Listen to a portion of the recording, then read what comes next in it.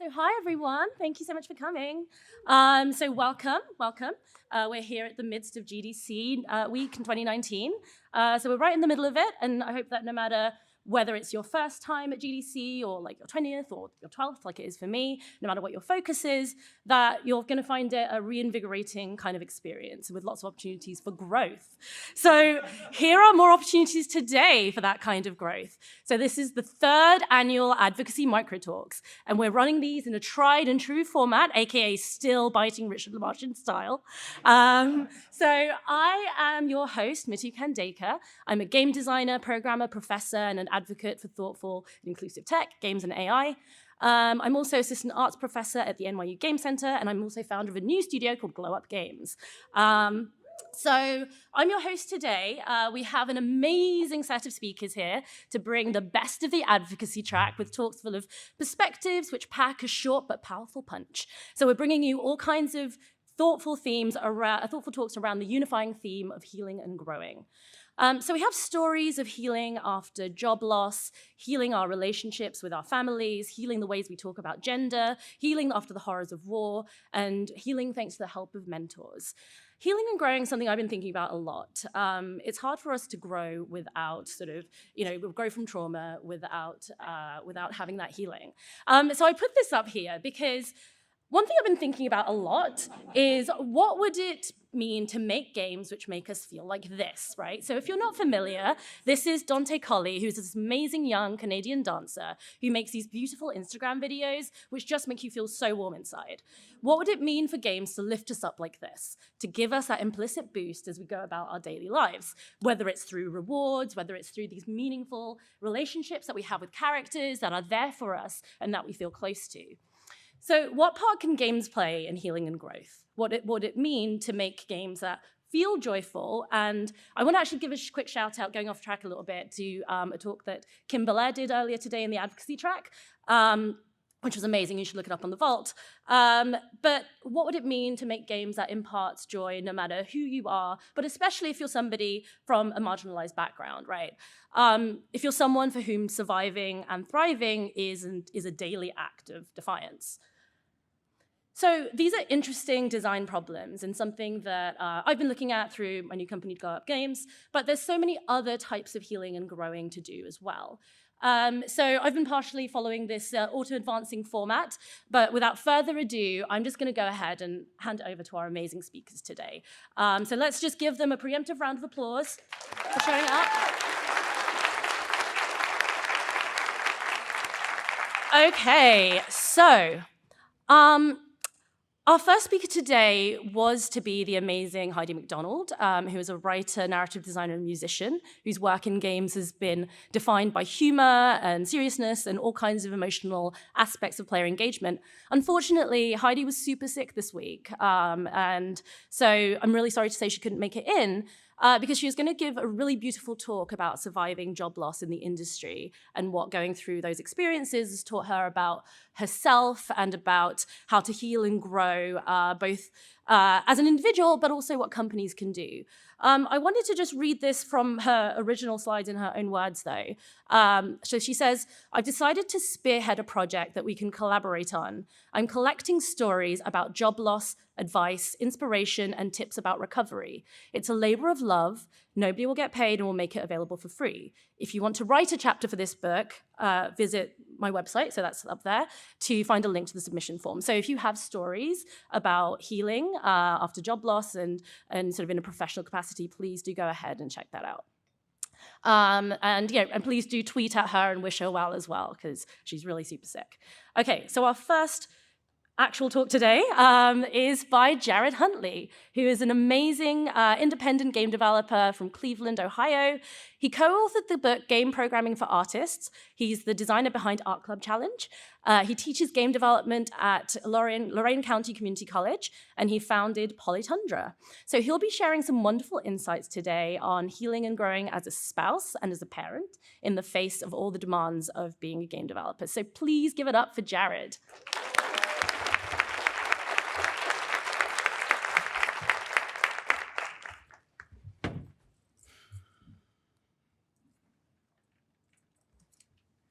Making games is hard, whether it's long development cycles, long hours, staying healthy through a production, toxic work environments. I think that's definitely one thing we can all agree on. Whether AAA or indie, making games is difficult. And for me, I've had three things that made game development significantly more difficult for myself: changing careers from enterprise engineering, supporting my family and a young child, and starting and running a small studio.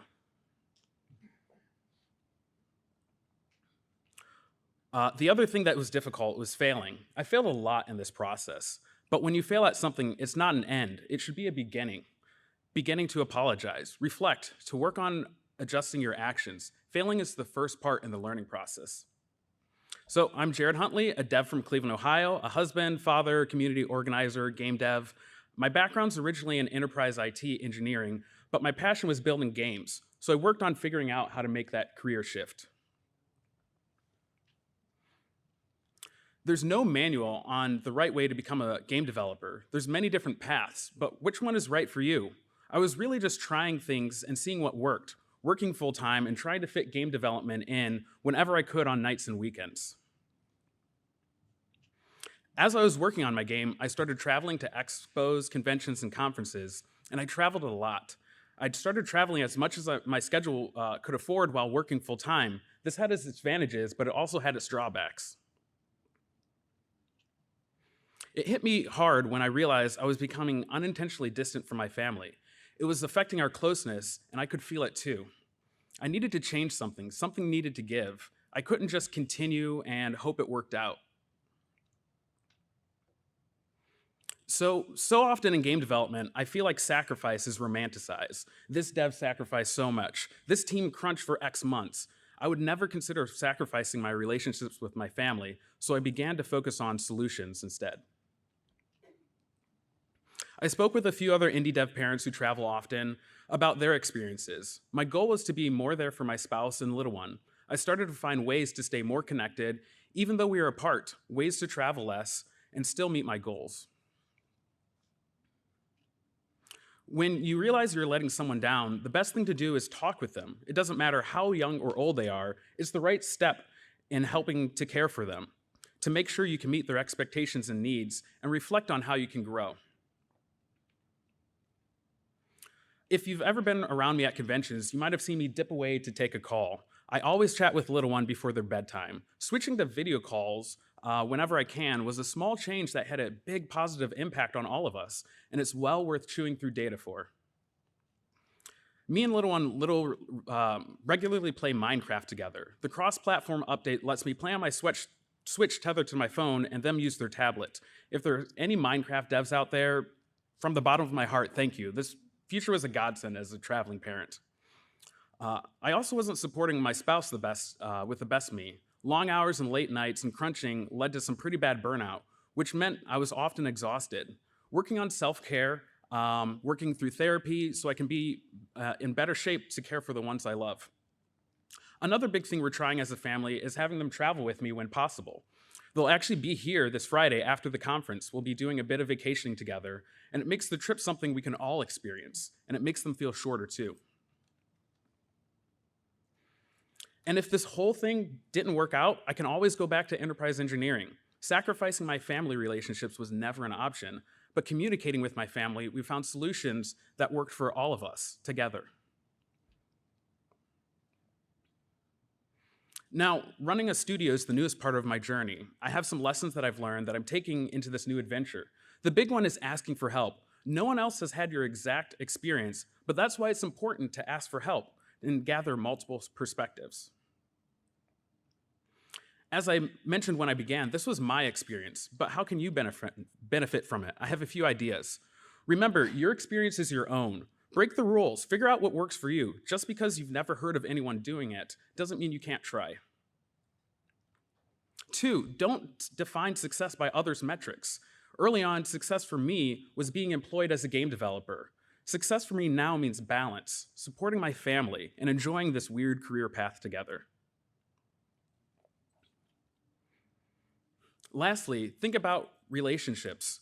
Whether you have a family or not, it might be friends, it might be a partner, Your decisions affect them all. Use your empathy, talk, hear, listen to what their feelings and thoughts are, and how you can better support them.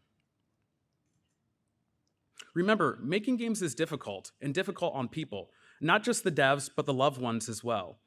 Don't think about the sacrifices, but think about the solutions. Reach out for help and support, and love those around you. Thank you.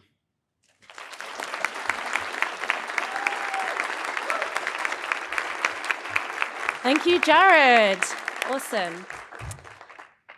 So I'm really excited about this next speaker because they're doing some incredible and genuinely impactful work to support game development in the Midwest. So Ava Krakel is the founder and creative director of Glitch. So they've worked alongside over 50 major technology and gaming industry partners, from Microsoft to Blizzard to Riot and so on, and have done lots of work to launch various national initiatives. So with all of this amazing experience, they're here to talk about growing and healing as a games entrepreneur. So please give it up for Ava.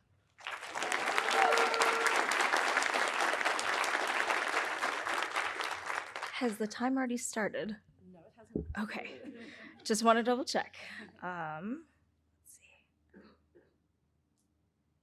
Wait, just press start. Yeah. Okay, perfect. All right. Hello, my name is Ava Krakel.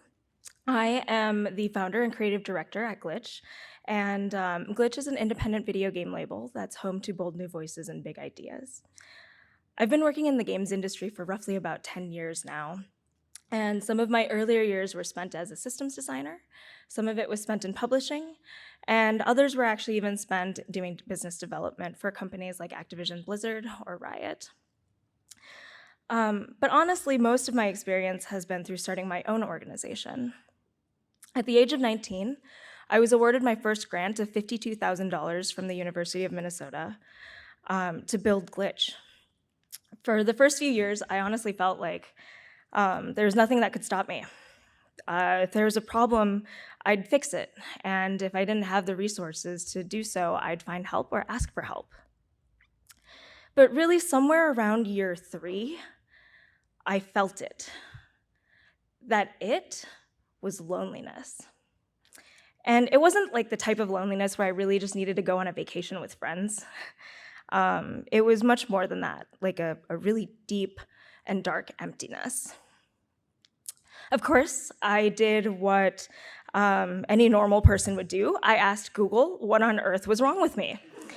I found a ton of different articles talking about overworking or the stresses of making decisions on a day-to-day basis, or hitting that super cliched wall. And although I could empathize with a lot of those things to some extent, that really wasn't it. I'm pretty strict about working a 9-to-5 with absolutely no nights or weekends, and I even built a really loving and supportive group of advisors that would help me through tough decisions. So what was this feeling that I was having? One day, while reading results from a survey of the games industry, it just hit me like a ton of bricks. According to the IGDA, less than 21% of all people who work in video games are women. Less than 6% of those people are people of color. And less than 1% of both of those groups combined are founders or C-suite executives. I am a young woman of color entrepreneur who started the first public benefit corporation in video games.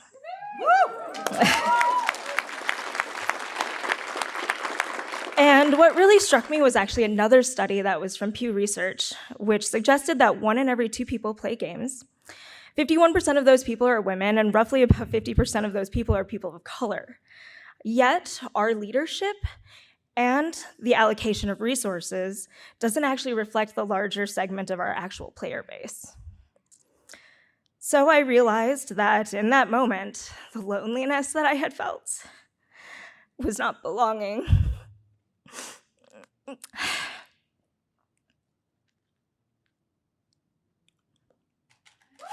Thank you.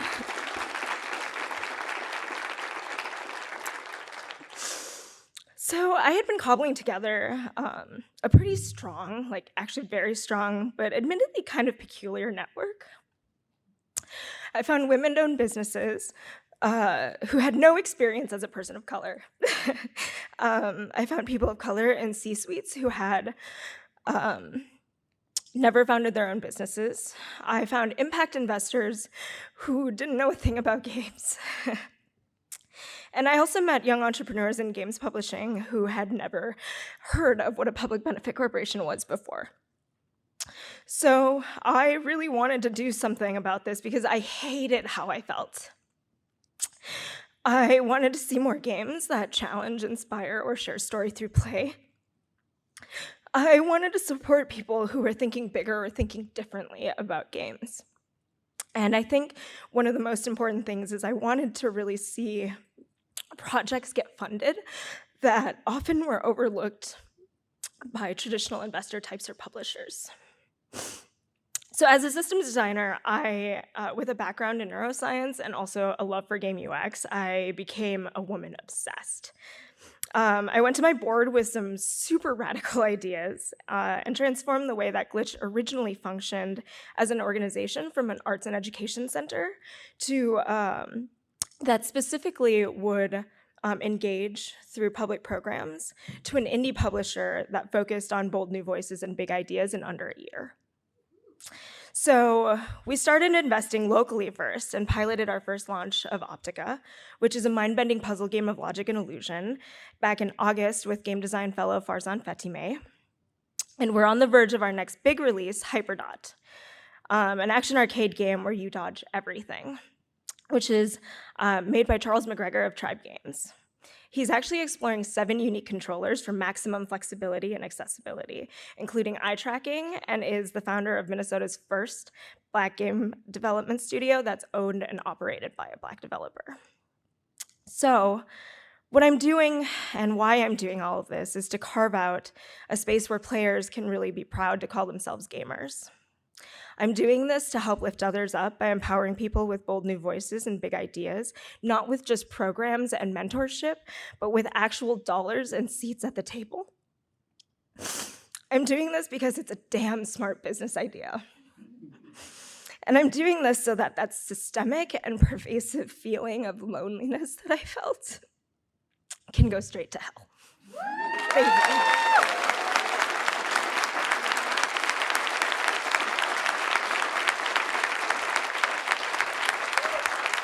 Give it up for Ava. All right, so our next speaker, Leah Miller, has been developing games for over a decade. They've done everything from level design to dialogue in sprawling MMOs like Dark Age of Camelot, Warhammer, and WildStar. And they can currently be found researching game economies, prototyping non-combat advancement systems, telling stories through found objects.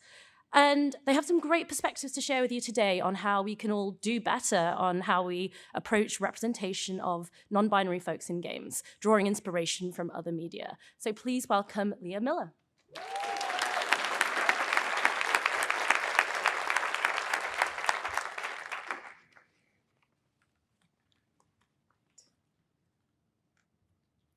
I want to talk about humor and gender and why my 2 biggest non-binary icons are weirdos in purple suits. Gonzo and Janet have unique relationships with social norms, and this has made them into non-binary icons. Now you might ask me, is Gonzo really non-binary? Well, this is a canonical Muppets comic. There are tons of academic papers about how Gonzo is the queerest Muppet, so you don't have to take my word for it, it's science. Now, I guess it's time to get down to definitions. Okay, 16 seconds for me to entirely deconstruct a dominant social paradigm. Well, non-binary is a term often used to describe people who feel that neither of the popular binary gender categories accurately describes them, or people who wish to not be considered part of that binary for any reason. Well, no, what is comedy? Oh yeah, I'm making this easy for myself here. Comedy. Oh, of course, I can summarize one of the most sublime categories of human experience in a way that's universally relatable and encompassing. And go. Yeah, what are words when it really comes down to it?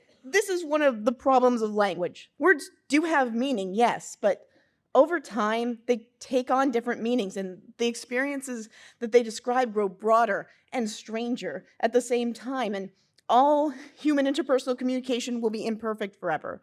When you ask Gonzo what he is, he's an artist. That's what's important to him. See, sometimes gender isn't one of the major categories you use when you think about yourself. Sometimes it is. Sometimes your lack of connection to the idea of gender makes you think about it more often than you otherwise would. Sometimes gender is something you contemplate, and sometimes it's something that disrupts your normal functioning where you'd like to be undisturbed. Like, they make us check boxes like this. What does this even mean? What do these pictures describe? It could be this. Yeah, the two genders. I mean, we're at the midway point, so what have we learned so far? Non-binary people are good at comedy. Gender is hilarious. Gender is also serious. Oh no. I could just spend the rest of this talk trying to deconstruct gender, but some people are using that gender. I used to want to just smash it and get out of it, but some people belong there. Some people want their genders. Some people find comfort in their genders. And so we have to find a way to compromise how we use them. I could just spend the rest of this talk showing you all of the best gender memes and tying them to video games. I'm not going to do that, though for me it would be incredibly healing. Instead, let's talk about some actual things we can do as creatives. Like, did you know that in Japan, Kirby doesn't have a gender? We were totally robbed. And why do all sorts of different creatures need to have genders that are analogous to our own? The Turians don't seem to have gender norms or gender roles, just reach and flexibility. And my animation did not work there. As for letting players represent themselves in games, why group gender qualities together? Failbetter had a great idea in Sunless Sea. Instead of picking a gender, you pick your form of address unrelated to anything else. And then later on, if you were going to have a child, you can pick whether you had a child, your partner had a child, or you adopted with no relationship to the form of address you picked or your character portrait or their character portrait. It worked insanely well. And the thing is, I'm seeing more gender representation in the game industry than I am in games themselves. Autumn Burchett is the most recent mythic champion for Magic the Gathering, and Magic has some non-binary and trans characters, but they're not as prominent as they should be. The two main characters when it comes to planeswalkers are Karn, who uses a genderless golem who uses he, him pronouns because he was created in the 90s and nobody knew better, which, okay, for a lot of us, same. And Ashiok the Nightmare Weaver, who is a faceless nightmare machine who twists people's minds, which also same, yes, but we need some normal humans to represent us and to be visible. And that's one of the reasons I think Rhea Butcher is a great role model. If you get a chance, check out her comedy. I've talked a lot about white people and shown a lot of white people, but always remember that non-binary is diverse. You often see more white non-binary faces for the same reason you see more white faces everywhere, because they have more access. So when you're making non-binary characters, don't just make them white.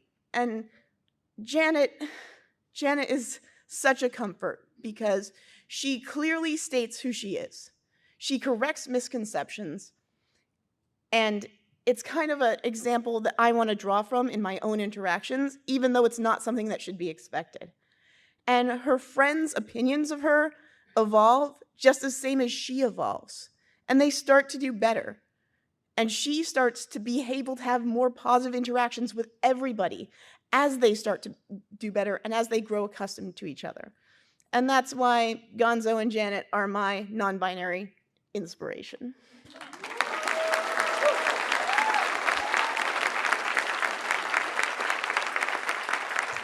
Awesome. Thank you so much, Leah. Our next speaker is Karinya Song. I was really excited to invite Karinya to speak about the value of mentoring because it's a subject that's near and dear to my heart. I know that without the support of all the amazing mentors that I have had, I would never have been able to grow and heal in many ways within my professional and personal life. So Corinna is an associate producer at Raconteur Games and a freelance producer as well. Since 2015, she's programmed, designed, and produced multiple indie games. In her spare time, she volunteers within the games community to continue to expand her knowledge and help others. So please welcome her to the stage.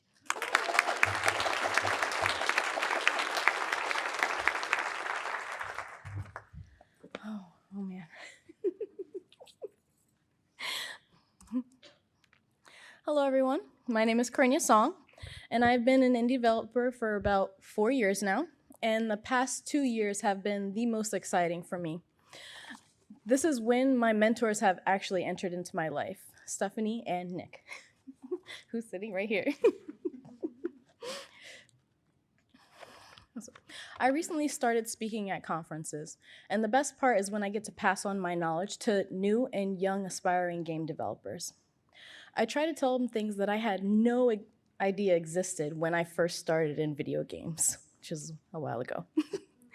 Before submitting a talk to GDC, my mentor, Nick, suggested that I should talk about something that I know. Well, I do know games, and I know that there are many out there who have no idea how to get into gaming or even what path to take next.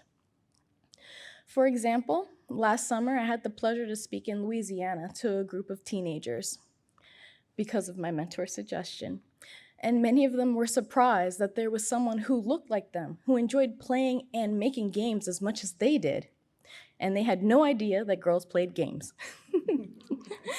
During the talk, I mentioned networking skills, entering into game jams as much as possible, and the different paths that they can go into, more than just art. And my favorite part was when some of them actually took my advice and networked at that conference. But what hit home for me was that many of them were nervous to talk to me, the nerd who has imposter syndrome and is anxious about everything, the person who not that many years ago felt like them. So I spent my younger years in towns that didn't have a good reputation, places where it was hard to have and keep a dream. This is all that my single mother of 2 could afford, and she did what she could to keep my sister and I dreaming and have a chance in the world. As a young child, I loved games, and later on when we moved to the suburbs, I remember being in a friend's room, and they popped in Kingdom Hearts 2. Wide-eyed, I stared at the screen, knowing that I want to make games. So in college, I was always the minority in my courses, especially being a female. But I made sure to get the top grades. Getting out of school, I had no idea even where to begin. After a few failed attempts, I did go to job game fairs in New York and decided with a fellow classmate to make games and get our own experience. After that decision, we decided to go online and find out how to be an indie developer. Well, there are so many blogs talking about the high costs, some saying it's better to work AAA, and others saying how they just took the plunge and used all their savings in order to do it themselves, which is discouraging. We're college students, just got out of college, and we don't have savings. We had no one to really point us in the right direction. We didn't have funds to hire teams, and even family supporters we didn't have. After fumbling around for about 6 months, we made our first puzzle platformer game, Microscopic, and shortly after we entered into our first global game jam. And we loved the amount of gamers who came to our table. We loved the indie scene and making games ourselves. So we did have a friend who suggested we come to GDC, and I was extremely nervous because it was my first time in California. And I had no idea how to promote myself, how to talk to others, and it was very nerve-wracking coming to GDC. The only way I could calm myself down was thinking we're all game lovers and here for the same reason. Not too long after that, I met my first mentor, Nick. Since then, Nick has become a great source of friendship, advice, inspiration, and motivation. He has led me to take parts in programs such as Glitch, and things that I never knew existed or would have tried on my own. He's even told me, sorry. Oh my gosh, sorry, hold on. So since I met Nick, I have become more confident in gaming. I actually feel like now I belong. I know how to talk to others. I'm a lot more out there, putting myself out there. And so expanding diversity doesn't have to be just as difficult. It could be as easy as Nick made it, where he just came up and talked to me, where he gave me opportunities in the field that I never would have known existed. So other things that can happen are you can actually go to events that happen at conferences just like this. They have the LGBTQIA in gaming, women in gaming. These aren't just for the people who are in that field, but for those who support and help them. Sorry. So mentoring has been a big part of my life. And without my mentor, I would have given up hope and just become another person who had their dreams smashed to pieces. So this moment right here, me being up here, is actually because my mentor believed in me and helped me see that I could do it through. Thank you.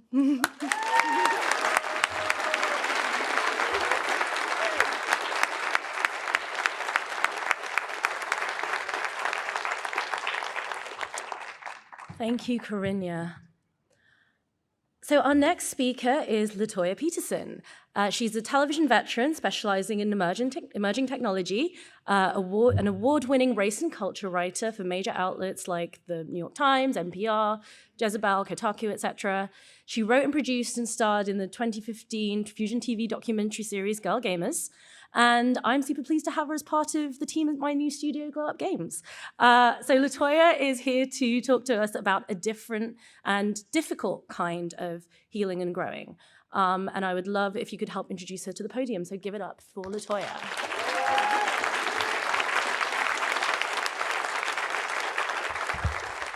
I love how Corinna already started me crying before my really depressing talk, so I am sorry. Like, this is going to be terrible. All right. Microtalks with heart. Let's talk about war. So we know, any of us who work in advanced technology, any of us who work in games, that there's this kind of persistent undercurrent of where the money's coming from, of where funding's coming from, of how things happen. I've grown up in, and I currently live in Washington, D.C., so that means I'm in the shadow of the government. We're in the shadow of the Pentagon. There's a lot that happens. I also grew up low income in Washington, D.C., which means that when my friends went to the military, it was a specific type of calculus, it was a specific type of thing they were trying to accomplish. And sometimes they came back with the things that they looked for, and sometimes they didn't. So I've always been interested in how the military and games have a conversation, if they have one at all. It was very interesting to me to see that there's a lot of aftermarket use for game technologies, so including the supercomputer that the Air Force made by hacking together 1,700 PlayStation 3s. And I just thought that was a really interesting innovation. The fact that the US Navy got so frustrated with one of their bespoke solutions that they decided to use Xbox controllers instead of what they had already paid for to pilot submarine periscopes. If you start doing some research into war and games, one of the things you'll start to realize is that because of the way they recruit and because of the way they look at gamers in particular, a lot more of military technology looks like the technology that we create for fun and for play and for pleasure. For those of us who are in these industries creating advanced technology, that's not always what we want. And so we've seen, particularly in the last few months, these news cycles where we would like to abstain or stay out of the conversations that the military is having, but because of the places we work for, we might not be able to do so. So there's just a couple little headlines that I put up there, one with the Pentagon contract through HoloLens. And the developer's outcry was essentially, hey, I came to do the future of architecture, I came to do the future of gaming, I did not come to do the future of war. And as much attention has been on Project Maven, which was essentially like a very chill computer vision application, as much as you can say an application going to the government is chill, a computer vision application, there are many, many more things happening behind the curtain that didn't get that same kind of outcry. And so I noticed that from those of us in the technology community and those of us who are creating these things, if we are not, fully into the military-industrial complex, we kind of don't say anything at all. We prefer to pretend like it's not happening. But a few things have happened that made me rethink that stance and think that we need to be more into direct engagement. One of those was the game 6 Days in Fallujah. So 6 Days in Fallujah was a game that was scheduled to be released. It was announced in, I think, 2008, scheduled to be released in 2009, published under Konami, that never actually was launched. The reason it was never actually launched, and it's very interesting if you know anything about the history of the game, I learned about it sitting at, I think, the second ever Games for Change in New York. And the developers were there talking about it, promoting it, because they still thought it was going to come out and release back then. 6 Days in Fallujah is about the bloodiest battle in the Iraq War, a war that I will remind you is still currently going on. In it, the makers of the game, who also make the recruitment game America's Army, which the military uses to bring in new troops, realized that a lot of their friends did not come back from Fallujah. Other people in the platoons they work with went to the game developers and said, hey, can you tell our story? It's interesting as a journalist to look at other people try to do journalism, right? At the time, in the conversation in 2009, and one of the reasons the game was ultimately scrapped, was there was still a conversation about whether or not games could even be art, whether games can handle these types of topics. I mean, now, you know, we've been able to see this. We've been able to see games like this War of Mine. We've been able to see complex conversations happening in everything from like Battlefield to Modern Warfare to BioShock. We can talk about moral ambiguity in games. This is no longer a conversation that we're having. But in 2009, there was a fear that this game couldn't ever encompass the horror and the realities of war, and that it was a subject they shouldn't touch. So that was very provocative back then. And it was provocative again, because why can we use video games to recruit for war, but we can't talk about what actually happens there? Looking at the leaked gameplay from 6 Days in Fallujah, it's unclear whether or not that game would have been the right venue. We can't tell because it was never released. But I always thought about it, and of course the journalist in me goes, oh, it's the 10-year anniversary. Maybe I should research this. Maybe I should do something, bring this back into the light, because the way in which we talk about games in war has changed. But then something else happened. I'd like to introduce you to my friend, DJ Skelton. So DJ was a staff sergeant in the United States Army, and he was in Fallujah. He was hit by an RPG, and he almost died. He bled out on the bridge. He lost half of his body, including his face. He eventually had to have more than 60 surgeries to reconstruct his face and body. DJ and I are both fellows in the US-Japan Leadership Program, so we met this summer in Seattle in 2018. USJLP is an interesting place because it's about business leaders, but half of these folks are from the military and they're very high up. They have a totally different perspective on what military life and service is. They're highly educated. They are the people who come out of West Point. They are the people who lead. They're the people who go into government. They are essentially the rulers of the new world. So as I talked to them and as we had these conversations, I started trying to challenge and also engage with them in their understanding of what the military means and could represent. DJ was coming into his retirement. And so we talked quite a bit after my talk about the future of entertainment, where he asked a lot about video games and healing. He asked about some of the veterans things that he had seen online, and then asked me if there was adaptive technology. If you look at this photo, which you can also explore on your own, there's a whole profile of DJ and NPR that I highly recommend you go look up. But if you look at the photo, you'll notice DJ's eye on the right side is a little off. It's actually a pirate eye. And that pirate eye is a protest against how the Veterans Administration and how the government treats veterans who are wounded when they come home. So DJ had asked me so many questions. After my talk, he was just hammering. What else is happening? Is there a way to use a VR headset if you only have one eye? Is there something we can do? And I was like, you know, DJ, I'll look it up. I'll find this for you. Let's try. So after my talk, so my talk was about the future of entertainment, DJ gave his talk about who he was and what brought him to the program, who he is, sorry, and what brought him to the program. And as DJ was talking, I realized I already knew a story because I'd heard about it from the game developers from 6 Days in Fallujah. After the panel, I sent DJ a series of texts, which you see here. I asked for his permission before I showed these. And I said, I'm afraid of your answer, but were you on this bridge? Yeah. There were specific locations that he was listing that were the north side of the bridge. The game was on a different side, but it was the same bridge, the same day, the same battle that had claimed half of DJ's body. And what I found out later, parts of his friendships, family, and mental state. DJ told me that parts of the game were based on his parent unit. Several of the subordinate units did not want to talk or share their experience because they did not feel like a video game would do this story justice. He also told me that today was the first time he ever spoke about Fallujah to anyone outside the men and their families of the platoon. DJ also cried all the way through his talk. I was thinking about that quite a bit when DJ shared one last thing. So my talk had happened before DJ's, and we'd been talking in the abstract, I thought, about how these healing technologies can help. DJ, after we talked a little bit after his talk, also shared that as he was flying out to Seattle, one of his co-commanders, someone who had been on the bridge with him, had taken his own life after 9 years because he could no longer deal with the memories. And I realized then why DJ was asking so much, because he thought it could help. So I told him I would help. You'll notice down there a thing that I'm not going to talk about, where I mentioned that my dad went to Lebanon. It's not a thing I can talk about.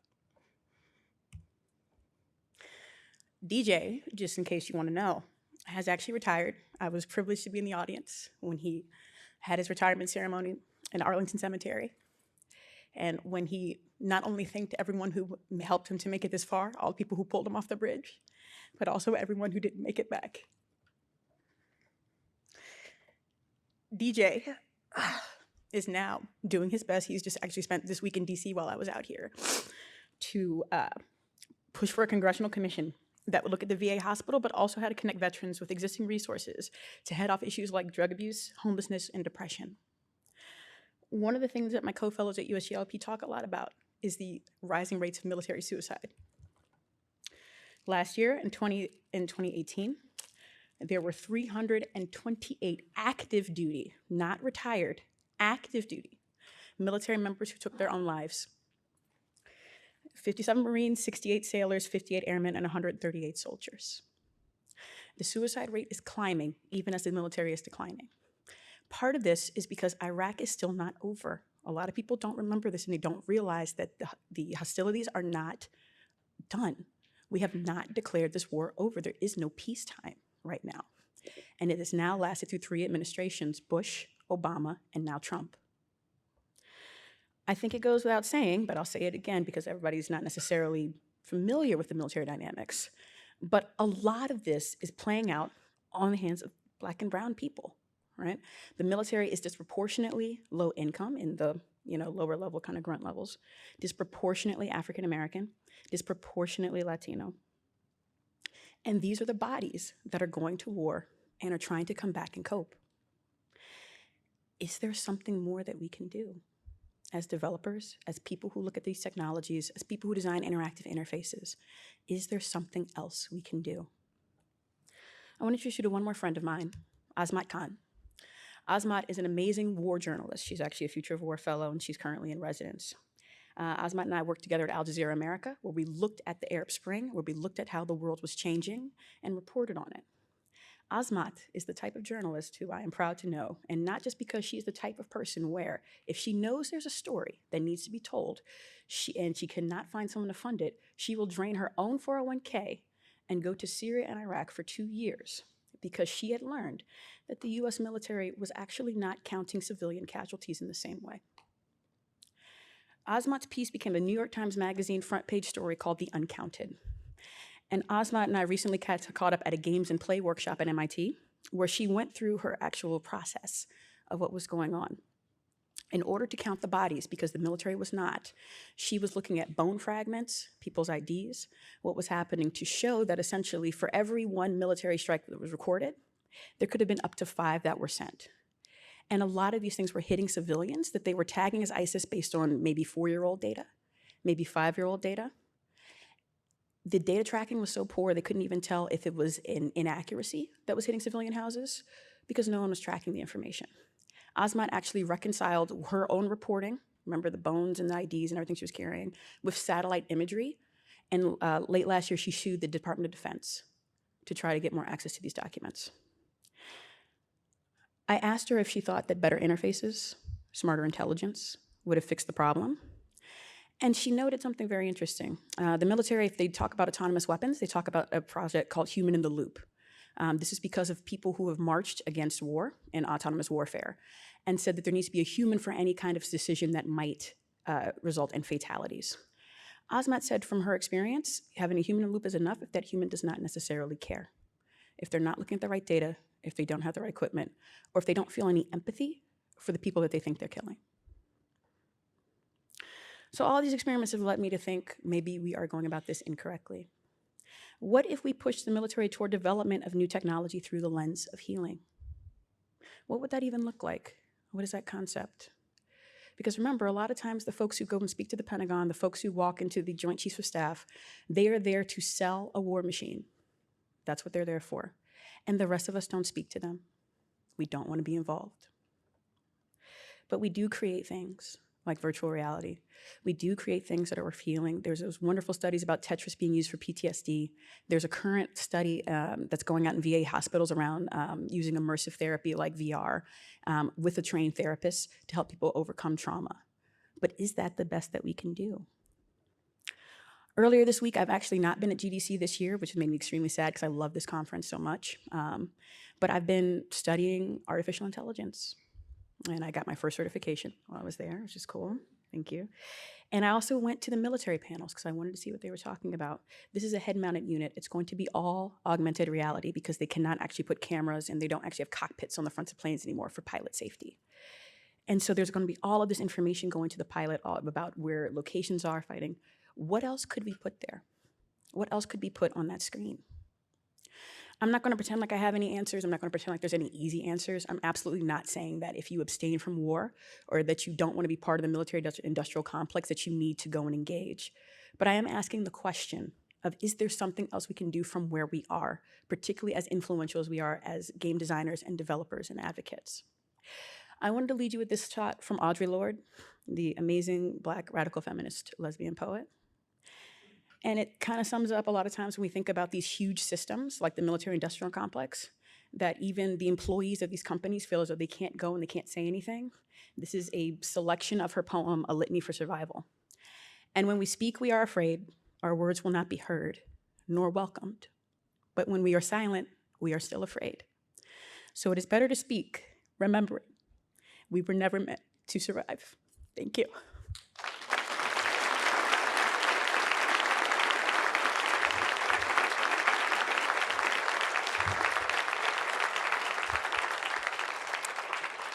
Thank you, LaToya. You can all agree we're going on kind of a journey this year with these talks. So finally, we're to the final speaker, who I'm pleased to say is Bree Code. So she's a speaker, writer, and the CEO and creative director of True Love Media, an amazing new studio that makes interactive experiences for your phone that leave you feeling calm, connected, and invigorated. So previously, she was a lead programmer at Ubisoft Montreal, on the 3 Assassin's Creed games and Child of Light. So please welcome to the stage our final speaker, Bree Code.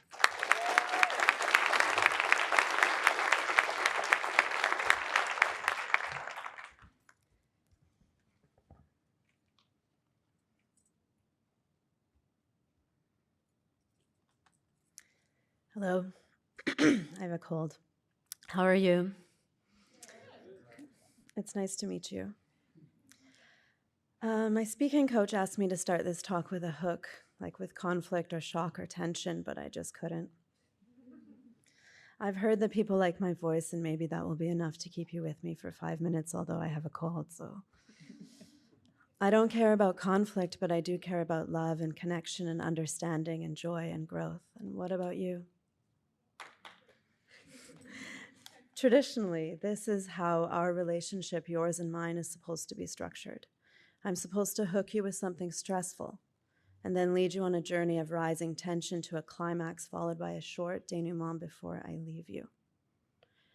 And this is the structure of most Western forms of entertainment like guitar solos and movies and games. And this is also the fight or flight response to stress.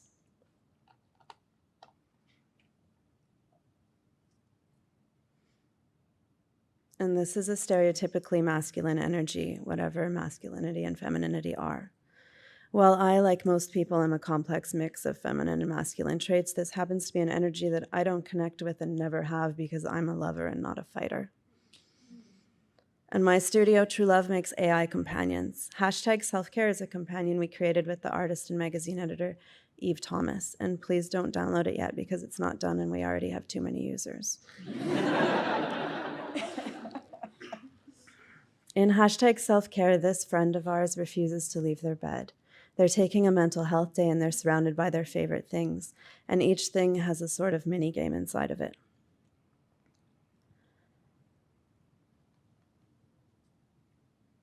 And in each mini game, we tried something new, something that I think is transformative. In each mini game, instead of following typical interaction curves of rising tension from small wins to big wins, we created curves of deepening connection. Our interactions go from messy to tidy, awkward to smooth, or disconnected to connected. And this is the tend and befriend response to stress. Tend and befriend involves behaviors of care and connection rather than domination. It's about finding solutions that work for everyone. And I introduced Tend and Befriend to our industry at GDC 2 years ago and then built my studio based on it. And in response to this beautiful idea, I've been called wrong and harmful and crazy. And I've been told repeatedly that our studio would fail. But within 6 weeks after launch, our prototype, without any advertising, has reached 500,000 downloads. We still aren't advertising, and now we've reached over 1 million downloads. And we were named one of the best apps of 2018 by Apple.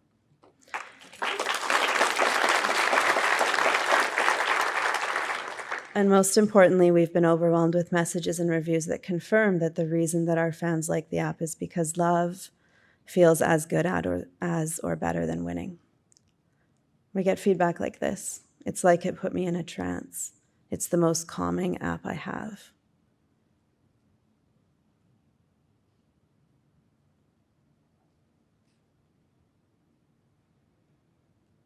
I feel like the little avatar is looking out for me as much as I am looking out for them.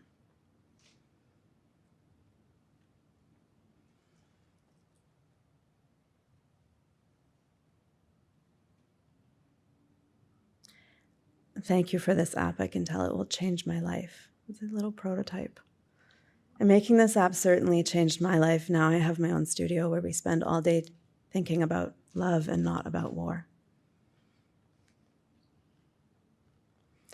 Tend and Befriend was discovered when scientists at the UCLA Social Neuroscience Lab decided to look at the reactions of female rats in addition to male rats. And like me, female rats love to love. And based on the messages I receive every few days from young, underrepresented people in our industry, I'm not the only person still facing hostility and harassment from domineering and disconnected men.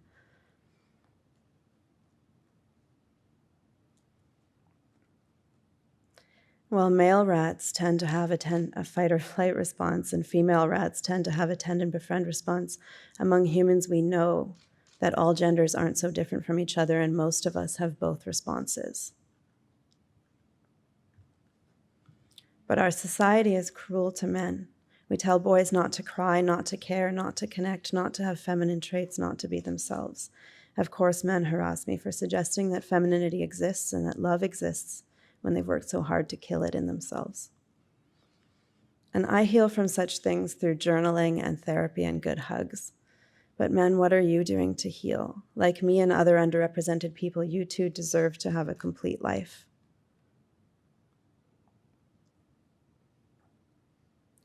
And our industry needs it. Innovation and growth happen in the unexplored, and we've figured out war, and it's time for love. If I and other marginalized people can face our fears and continue to exist in this industry, then so can you. Thank you.